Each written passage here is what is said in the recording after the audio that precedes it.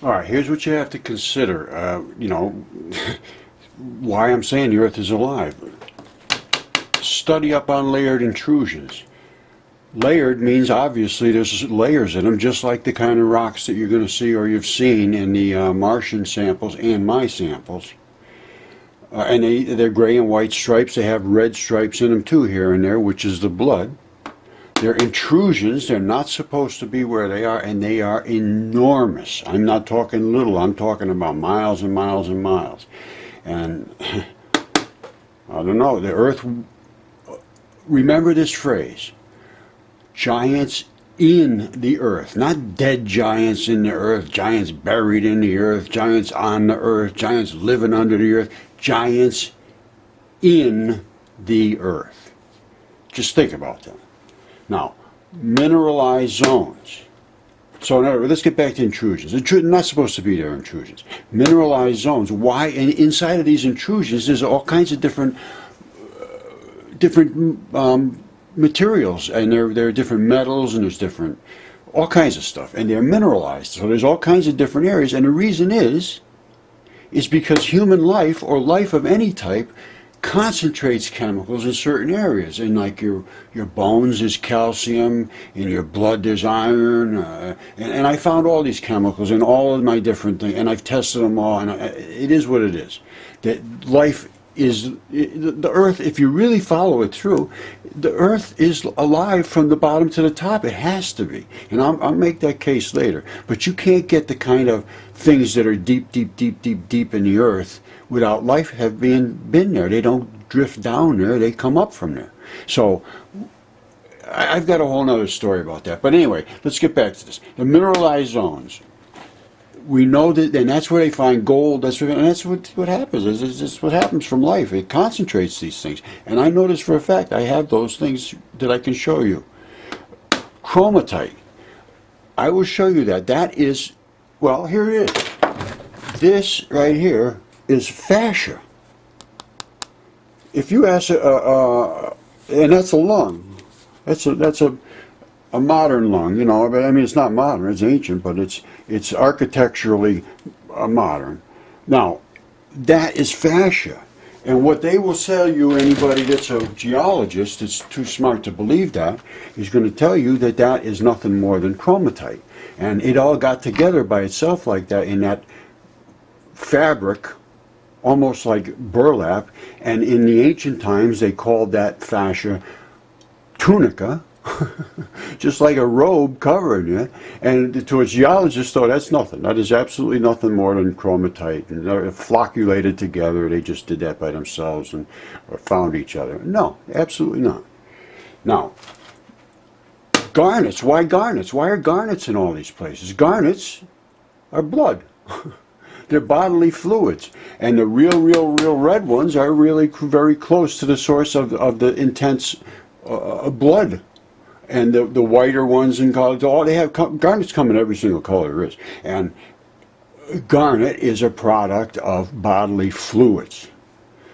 The red ones are the real blood ones. All right.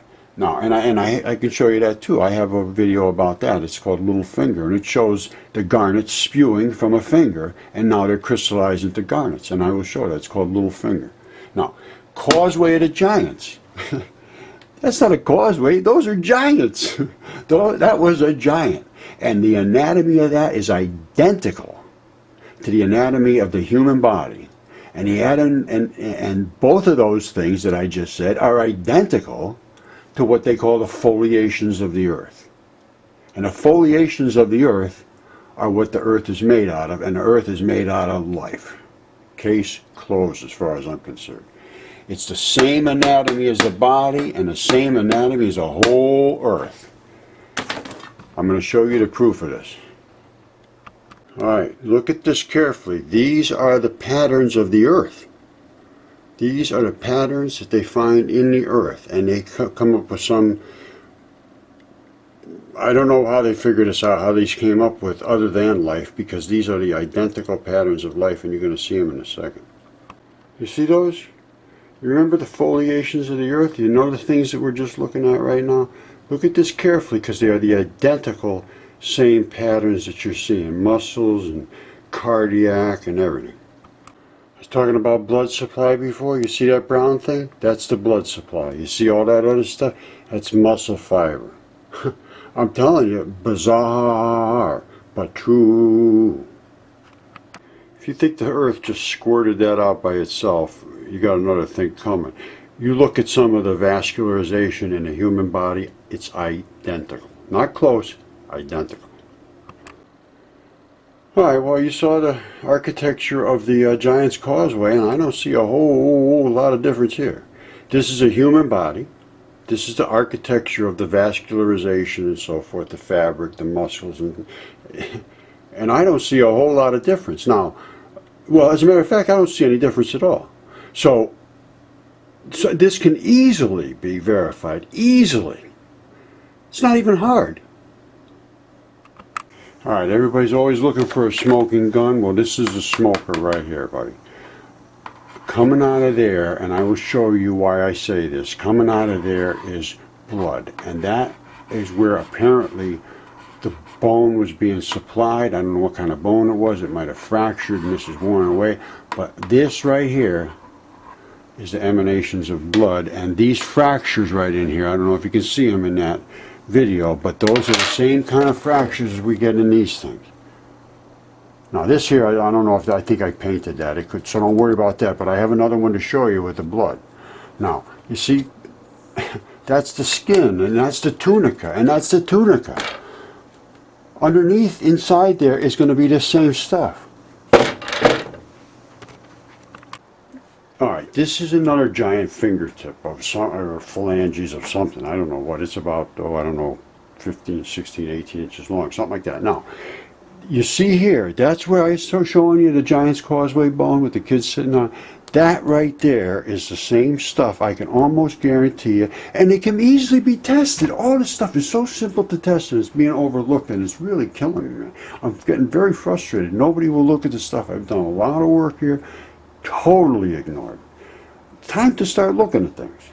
And you know, it's academia that has shut this whole thing down, specifically my experience with Yale, and them denying this whole thing and then going dark. They won't talk to me anymore for a long time now.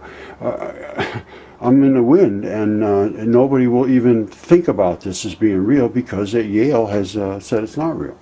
So that's where I am.